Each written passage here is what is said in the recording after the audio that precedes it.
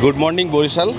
খুব সকালবেলায় বরিশাল শহরের ঠিক সামনেই আমরা হোটেল থেকে বের হয়ে গেছি, আর আপনাদেরকে নিয়ে আসলাম একটা বিশেষ জায়গায়। তো জায়গাটা আপনাদেরকে এখন দেখাবো। এটা হচ্ছে ব্রজমোহন কলেজ, যেটা বাংলাদেশের দক্ষিণ অঞ্চলের প্রাচীন অক্সফোর্ড খ্যাত যেই কলেজ বা বিশ্ববিদ্যালয় কলেজ, আর যেটা প্রতিষ্ঠিত আশ্বিনী কুমার 1889 সালে যেটা প্রতিষ্ঠা করেছিলেন।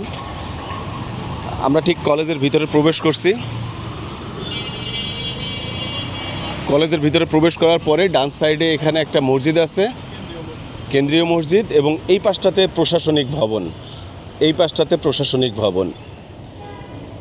এই যে এটা হচ্ছে প্রশাসনিক ভবন।